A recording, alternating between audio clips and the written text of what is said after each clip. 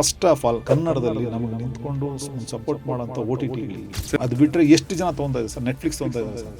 ಇಲ್ಲ sir. Amazon ತೊಗೊತಾ ಇದ್ದಾರೆ sir? ಇಲ್ಲ ಸರ್. ಇವಾಗ ನಾನೇ ಇವಾಗ ಹೇಳ್ತಾ ಇದ್ದೀನಲ್ಲ ಸರ್, ಏಕೋ ಥರದ ಒಂದು ಪ್ಲಾನ್ ಮಾಡಬೇಕು ಸಿನಿಮಾ ಅನ್ಕೊಂಡ್ಕೊಳ್ಳಿ ಸರ್. ಇವಾಗ ಪಾರ್ಕಿಂಗ್ ಅಂತ ಒಂದು ಸಿನಿಮಾ ಬಂದಿದೆ ಸರ್, ಕರೆಕ್ಟಾ ಸರ್? ನೋಡಿದ್ರೆ ಆ ಥರದ ಸಿನಿಮಾಗಳೆಲ್ಲ ನಾವು ಮಾಡಿಲ್ಲ ಪ್ಲಾನ್ ಮಾಡೋಣ ಅಂತೀವಿ. ಎಷ್ಟು ಜನ ನಂಗೆ ಓ ಟಿ ಟಿ ಸಪೋರ್ಟ್ ಇದೆ ಸರ್? ಯಾವ ಧೈರ್ಯದ ಮೇಲೆ ಹೆಂಗ್ ಮಾಡೋಣ ಸರ್? ಥಿಯೇಟರ್ಗೆ ಹೋಗಿ ನೋಡೋ ಕಲ್ಚರ್ ಪ್ರೈಸಿಂಗು ಅದು ಈಕ್ವಲಿ ಎಲ್ಲರೂ ಹೋಗಿ ನೋಡೋಷ್ಟು ಅವ್ರ ಪಾಕೆಟ್ ದುಡ್ಡು ಖರ್ಚು ಮಾಡಿ ನೋಡೋಷ್ಟು ಇದೆ. ಬಟ್ ಬೆಂಗಳೂರಲ್ಲಿ ನೀವು $1,000 ಬೇಕು. ಹೌದು ಸರ್. ಯಾಕೆ ಸರ್ ಟಿಕೆಟ್ ಯಾಕೆ ಸರ್ ಅಷ್ಟಾಗ್ತಾ ಇದೆ? ಕನ್ನಡದಲ್ಲಿ ನಮಗೆ ನಿಂತ್ಕೊಂಡು ಒಂದು ಸಪೋರ್ಟ್ ಮಾಡೋಂಥ ಓ ಟಿ ಟಿಗಳಿಲ್ಲ ಸರ್. ನಮ್ಮದೇ ಪ್ಲಾಟ್ಫಾರ್ಮ್ಸ್ ಇಲ್ಲ ಸರ್ ಇಲ್ಲಿ. ಇವಾಗ ಯಾರು ಸರ್? ಜಿ ಅವರೊಬ್ಬರು ಈ ಒಂದಷ್ಟು ಕನ್ನಡ ಸಿನಿಮಾಗಳು ತೊಗೊತಾ ಇದ್ದಾರೆ. ಸೀರೀಸ್ಗಳು ಅದು ಬಿಟ್ಟರೆ ಎಷ್ಟು ಜನ ತೊಗೊತಾ ಇದ್ದಾರೆ ಸರ್? ನೆಟ್ಫ್ಲಿಕ್ಸ್ ತೊಗೊತಾ ಇದ್ದಾರೆ ಸರ್? ಇಲ್ಲ ಸರ್. ಅಮೆಝಾನ್ ತೊಗೊತಾ ಇದ್ದಾರೆ ಸರ್? ಇಲ್ಲ ಸರ್. ಅಮೆಝಾನ್ ಹೇಳ್ತಾರೆ ಅದೇನೋ ಸಿನಿಮಾ ಹಾಕಿ ಎಷ್ಟು ಶೋ ಹೋಗುತ್ತೋ ಅದ್ರ ಮೇಲೆ ಡಿಪೆಂಡ್ ಮಾಡ್ತೀನಿ ಅಂತ. ಈಗ ಇದೇ ರೀತಿ ಅಮೆಝಾನ್ ಮಲಯಾಳಂ ಸಿನಿಮಾ ಬಂದರೆ ಹಂಗೆ ಹೇಳ್ತಾರೆ ಸರ್? ಸರ್, ಇದು ಈ ಒಂದು ಡಿಬೇಟ್ಗೂ ಒಂದು ವಿಷಯ ಇದೆ. ಇನಿಷಿಯಲಿ ಓ ಟಿ ಟಿ ಪ್ಲಾಟ್ಫಾರ್ಮ್ಗಳು ಬಂದಾಗ ಸುಮಾರಷ್ಟು ಸಿನಿಮಾಗಳನ್ನ ತೊಗೊಂಡ್ರು. ಆ ಸಿನಿಮಾಗಳು ಅಷ್ಟಾಗಿ ವರ್ಕ್ ಆಗಲಿಲ್ಲ ಅನ್ನೋ ಕಾರಣಕ್ಕೆ ಆಮೇಲೆ ಹೋಗ್ತಾ ಹೋಗ್ತಾ ನಿಲ್ಸಿದ್ರು ಅಂತಾರೆ. ಅವ್ರ ಬಿಸ್ನೆಸ್ ಪಾಯಿಂಟ್ ಆಫ್ ವ್ಯೂ ಇಂದ ನಮಗೆ ದುಡ್ಡಾದ್ರೆ ನಾವು ಖಂಡಿತ ತೊಗೋತೀವಿ, ದುಡ್ಡಾಗಲ್ಲ ಅನ್ನೋ ವಿಷಯ ಬರುತ್ತೆ ಅಂತಾರೆ. ಅದೆಷ್ಟು ಸರಿ ಅಂತ ಅನ್ಸುತ್ತೆ? ಸರಿ, ನಾನು ಕೇಳೋದು ಸರ್, ಸಿನಿಮಾ ತಗೋ ಅಂತ ಹೇಳಿದ್ದು ಯಾರು ಸರ್? ನಿಮ್ಗೆ ಅವಾಗ ಜಡ್ಜ್ಮೆಂಟ್ ಇರಲಿಲ್ವ ಸರ್? ನಿಮ್ಗೆ ಅವಾಗ ಯಾರು ಸರ್ ತೊಗೊಂಡಿದ್ದು ಸಿನಿಮಾ? ನೀವುಗಳು ಡಿಸೈಡ್ ಮಾಡ್ತಾನೆ ತೊಗೊಂಡಿದ್ದು. ಇವಾಗ ಮಾಡಿರೋ ಟೈಟ್ನ ನೀವು ಅವಾಗಿಂದನೇ ಕೂತ್ಕೊಂಡು ನೋಡ್ಬೇಕಾಯ್ತು ಸಿನಿಮಾನ. ಅದು ಒಂದಷ್ಟು ಒಳ್ಳೆ ಸಿನಿಮಾಗಳಿಗೂ ತೊಂದರೆ ಆಯ್ತಾ? 100%.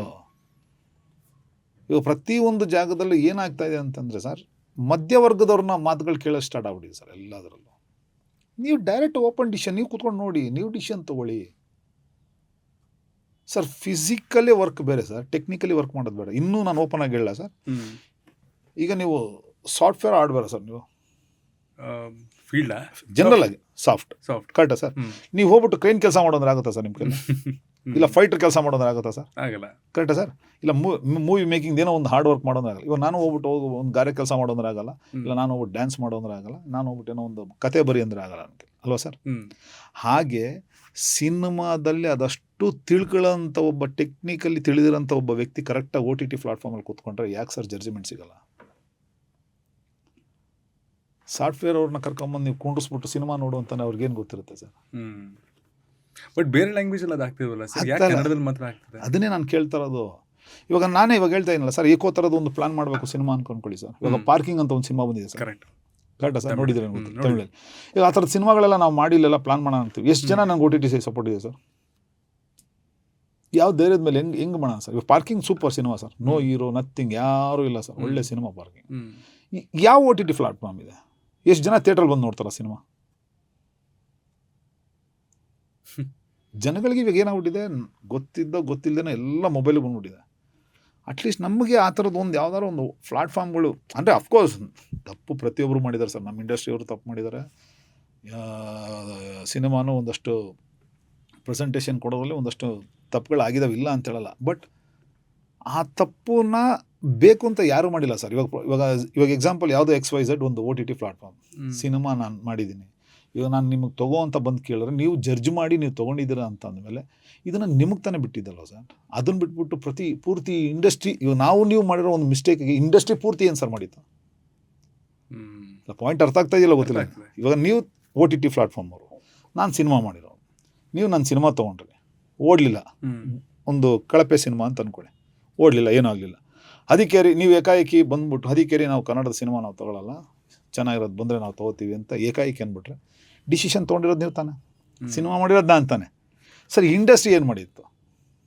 ಎಲ್ಲರೂ ಆ ರೀತಿ ಇಲ್ವಲ್ಲ.